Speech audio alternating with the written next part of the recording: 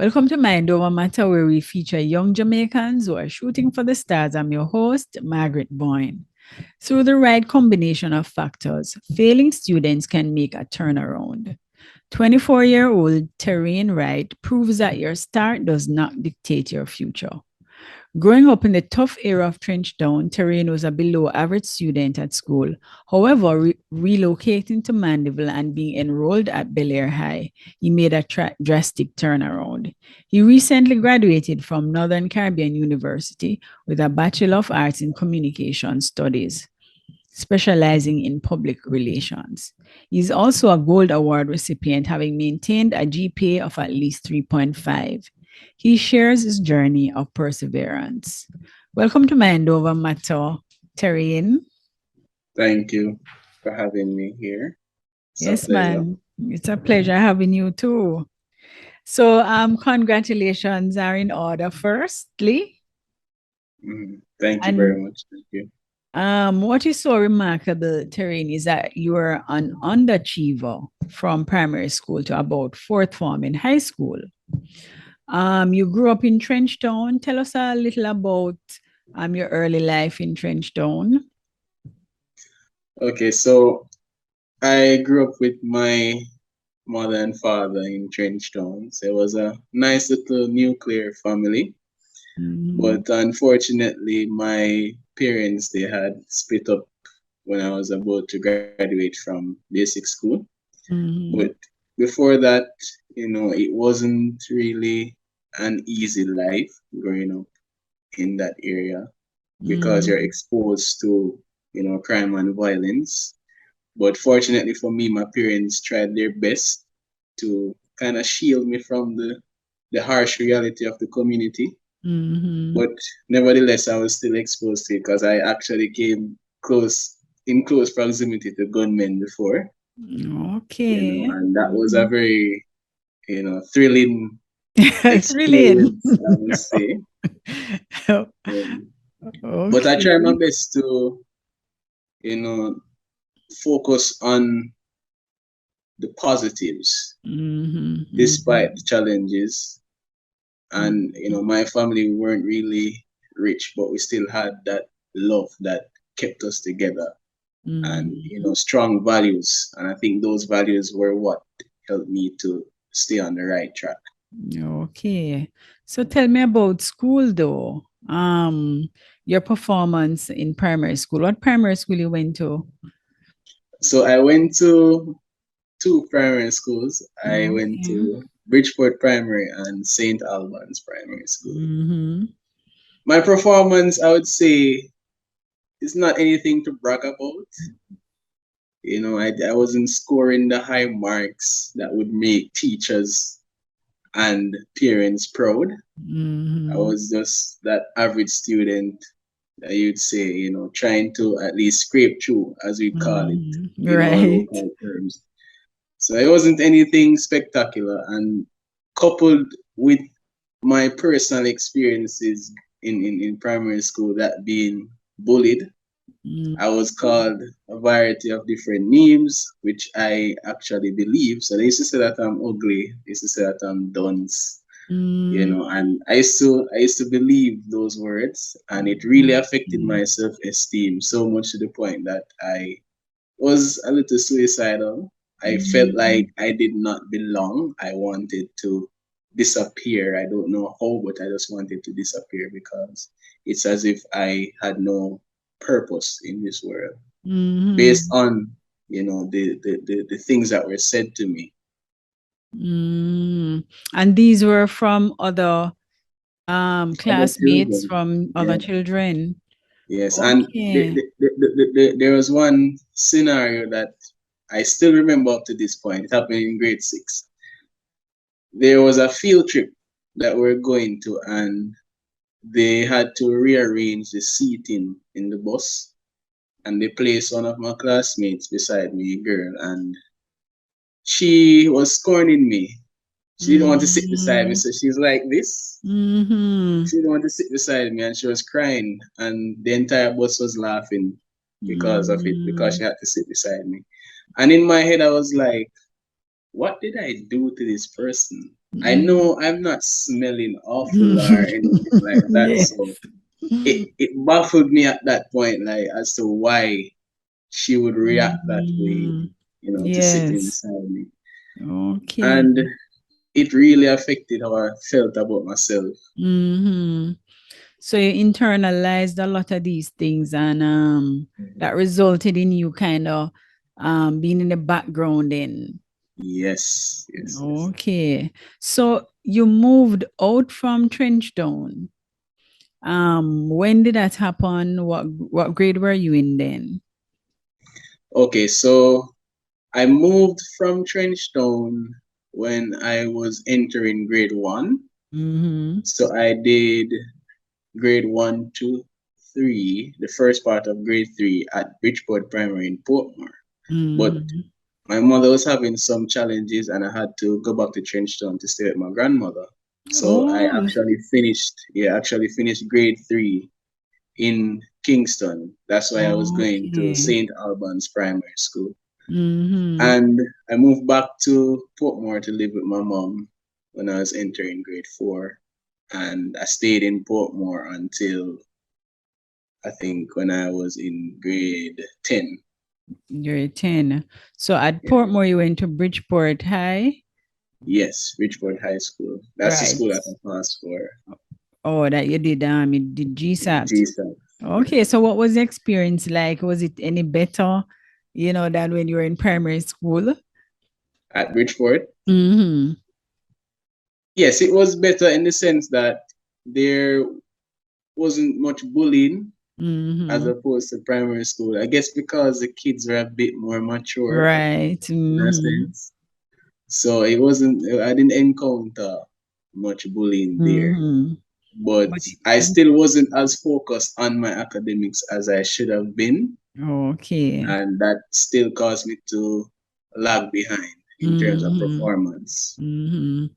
So you moved now from Portmore and went to live in Mandeville. You were in fourth form at the time?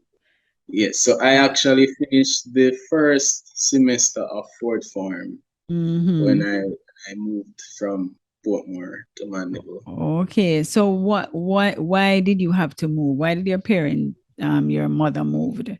Okay, so that's a very good question. Similar to the reasons why we left Trenchtown, violence.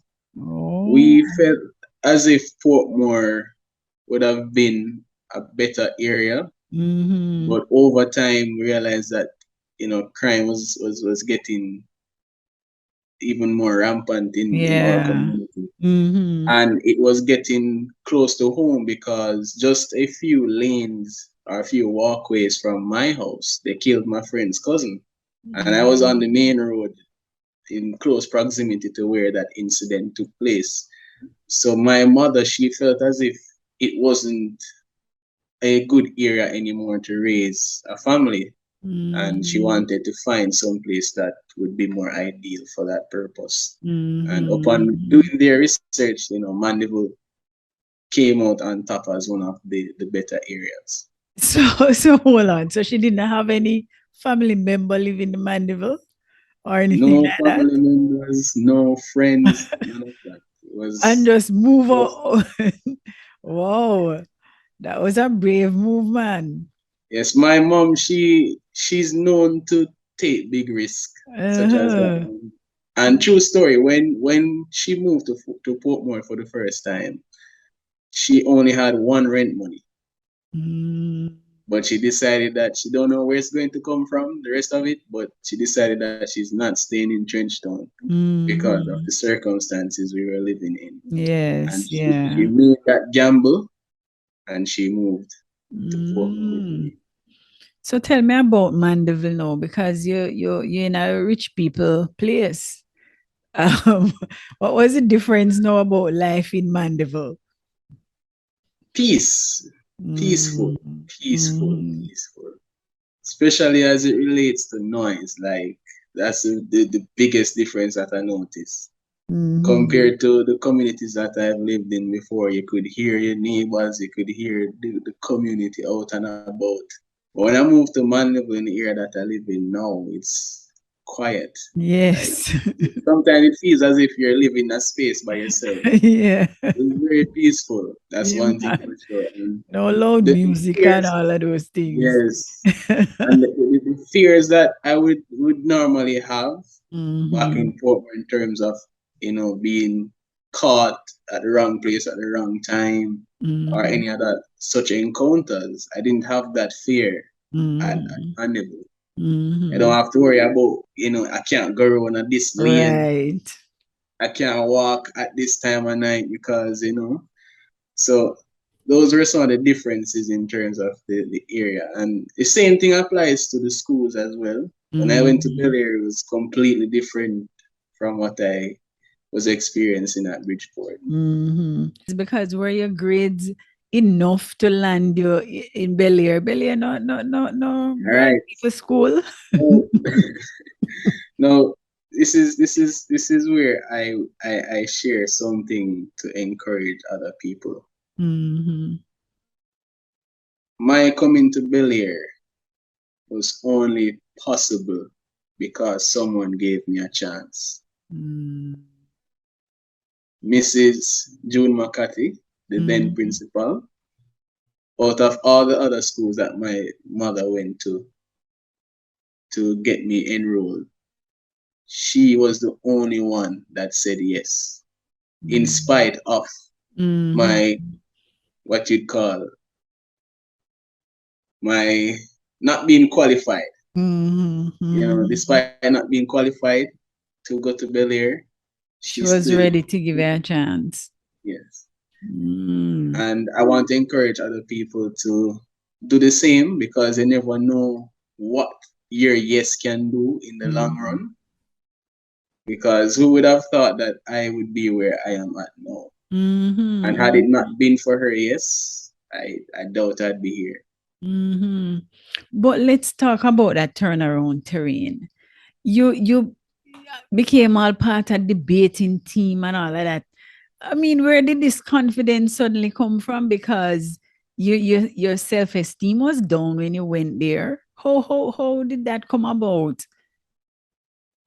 All right, a large part of it had to do with some encouragement from my mom. Mm-hmm. When we made the transition to Mandeville, she said to me, "Hey, this is your opportunity to start anew. This is your opportunity to create a different brand for yourself. So make the best use of this second chance." So immediately upon hearing those words, something clicked in my mind. Mm-hmm. And I said that I won't repeat the mistakes I made in the past. I will Mm-hmm. capitalize on this opportunity and I'll give it my best shot, even though I don't know what the outcome would look like. But Mm-hmm. I took heed to my mother's words and I tried my best to break out of the shell that I was in. And I got support from a friend that I had on Facebook who so happened to be going to the same high school as I. So Mm-hmm. he also played a part in helping me to kind of get adjusted to Belair and interacting with the students there and so forth. Mm-hmm. So tell me about some of the things that you're involved in there.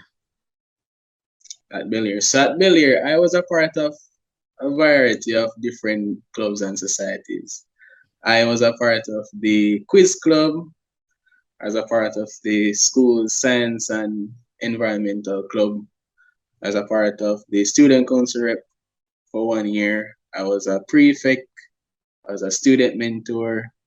I became head boy in sixth form, Head and boy too? Whoa. yes, I became head boy in sixth form, and I was president of the debating society. Debating for me is a lifestyle. It's a part of my life, something that I would say is actually inseparable. I don't think I'll ever leave debating out, no matter how old I Mm-hmm. get. Mm-hmm. And I'm really happy to find that passion. And interestingly enough, me entering debating really started from a conversation with my mom. We were having a discourse one day, and apparently I wasn't relenting. I wasn't stepping down in my opinion. Yes. So she said to me, you know, you chat too much, we cannot go join the debating club. And even though she said it, yeah, in those circumstances, I decided that I was going to actually follow through with her command. right. Yeah. I did that. I joined the debating club in grade 9, and from there I stuck around, and I continued to participate in club activities, and from there the teachers recognized my potential, and I was encouraged to actually join the team for the school. And you also made the honor roll for the entire years that you were at Belair as well. Yes. So starting from my first semester in fourth form, I made the honor roll, and I stayed on the honor roll right through until I left Belair in 2018. So that's when I left upper 6. Right. And a large part of that success actually came from, I would say, choosing the right company, right? And let me explain what I mean by that.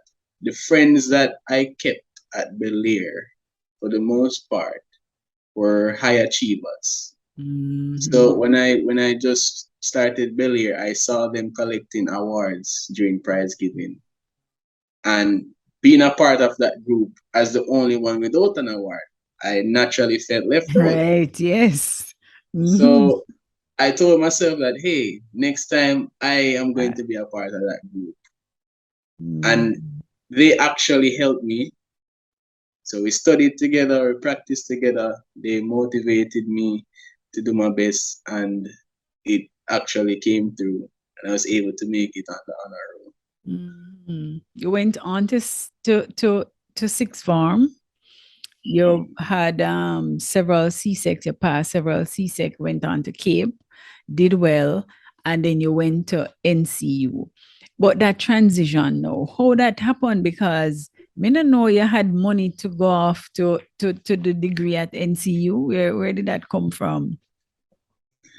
Okay, so I actually applied for all the major universities in Jamaica, the main ones, the top 3, I would say. And I was accepted in all 3 of them. But I wanted to return back to Kingston because I felt like I wanted to see my old friends. I wanted to go back into that urban space. Yes. But UWI was my number 1 choice at the time. So I was supposed to get a place to stay in Kingston, and I also applied for a student loan. And unfortunately, but still fortunate for me, none of those came through. So I didn't get through with the place to stay at, and I didn't get through with student. When I was in lower 6, I had the opportunity to debate with the NCU team, and I participated in the Jade National Collegiate Debate competition. And the NCU team stood out to me, and I felt like I wanted to be a part of that team. So from there, I was contemplating going to NCU. So when my mother realized that everything we were working towards for UWI wasn't coming through, she said that, I think you should go to NCU. I feel like you should go to NCU. And I did my research. I realized that they had one of the best media programs. Big up DCS, one of the best media programs. So I told myself that this is where I'm going to pursue tertiary education. And fortunately for me, when I completed sixth form, NCU visited my high school, and they were issuing out scholarships. And I was a recipient of one of the scholarships. So that was how I was able to start. Oh, boy, it seems as if everything working out in your favor, man. Tell me about your mother now. When she see how far you have come, what is her whole reaction? Wow, proudness, contentness, Yeah. and like she's just so thrilled to see the journey and to see that I didn't let all that happen to me before clouded my path. She realized that at the end of the day, I didn't succumb to my environment. I didn't succumb to my circumstances. I kept my head up and stuff. And she's just really happy in spite of, her personal trials. I know that my growth and my accomplishment brought her some form of joy and peace. And for that, I am happy. But I know that she's very happy and proud of me. And that's what keeps me going. A large part of what I do is for her. And my grandmother, who unfortunately is not here to experience some of these accomplishments. But yeah, a large part of what I do is because of my mom. And I have to thank her because participating in debating, going to NCU, changing my mindset, she contributed to these things. So I have to really give her thanks for that. To have an academic success like yours, though, Terrain, what were some of the strategies that you that led to this? Some of the things that you had to do. Okay, that's a good question. So I mentioned one earlier, who you associate yourself with. So your company can really dictate your academic progress. And as I said before, when you stick around with these individuals, you can learn things from them. So you exchange knowledge between each other. So what you don't know, chances are your friend might know. So if you're pardon me for using the Jamaica. No, man, you need to use some, man. If you're par with people with nothing in them head, what you expect to get from them? Yeah. So if the two head them empty, you can't get nothing. So you have to hang out with people who can help you academically. And I don't want to express this and people think it's leeching. It's not leeching because you are both helping to grow academically. So you bounce ideas off each other. You say, hey, what do you think? How we can solve that equation here? Right. You express it to your friend and your friend say, no, man, say you need to put this here, so. And like, oh, that makes sense. So it's a mutually beneficial activity. Yeah. Other strategies that I tend to use as well, I try my best to understand in classes, first and foremost. And what I mean by this is that I try to ensure that before I leave a class, I understand what was taught, so that in the event that I should face a question, I'm able to answer that question. I'm able to apply what was taught in the lesson. So that's how I actually prepare for exams. So I try to ensure that I understand the fundamental concepts, so that when I see the exam questions, I know how to apply the knowledge that I would have received in class. So I would say that I'm an auditory learner. So I listen. I listen to what the facilitators say, and I engage them in discourse to make sure that I understood what they said. So that's another strategy. And coupled with that, I try to have a positive relationship with my facilitators, because people, for some reason, think that they need to be enemies with their teachers. No. You don't have to be best of friends, but have a positive relationship, because at the end of the day, they are facilitating your learning. Right. And if there is negativity in the mix, then it makes that learning process even twice as hard than if the relationship was more positive. Right? Right. So that's some of the strategies that I actually apply. Okay. So before you leave, though, I want you to leave a message for, our young people who might be in a similar situation that you were in, somebody from the inner city who feel that, boy, them not reach nowhere, or it might be impossible to get somewhere. Give them a word of encouragement. All right. You see, the key thing to remember is that you define where you go. If you should lay down and be defeated, then you are already defeated before the battle even starts. So you have to push yourself to go further in life, in spite of how difficult the road may seem. Because the reality is, we will face hardships. We will have challenges to tackle. But we have to know that we're capable of persevering. Right? The key thing is to have a vision, work towards that vision. Do not be afraid to ask for help, because we are not in this race by ourselves. So do not be afraid to reach out to other people who can help you. And know that at the end of the day, it's not the starting of the race that is important, but how you cross that finish line.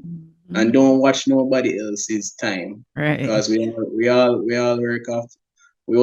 work with different clocks. So do not watch anybody else's time. You will finish in your own time.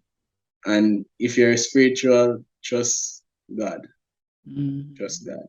Just hail up a few people that you want to say thank you before we leave. Man, saying thanks sometimes can be a bit difficult because there's just so many people that you can think about who, even if it's just a small contribution, still goes a far way. So it's really hard sometimes to say thanks, but man, I'll try my best to highlight some of the major players. Yeah, so I want to thank my mommy, Samantha, my father, Ryan, and the Wright family. I want to also thank my mentors, Dante, Matthews, Roxanne White, Mrs. Michaela Anderson, Noreen Daly. These individuals played a large role in my academic journey. There are others. I don't want anybody to feel jealous. Yes. But, off the top of my head, I just want to big up these individuals. Yeah, man, it was great talking to you, Terrain. Had a lovely discussion here. And I want to wish you all the best. I don't know what you'll be doing next, but whatever it is, I wish you all the best. Yes, thank you very much. I appreciate it. It was really great being here to share my experience. And I trust that I would have left something that would inspire someone to, do great things in their lives so that they can come here one day. Right.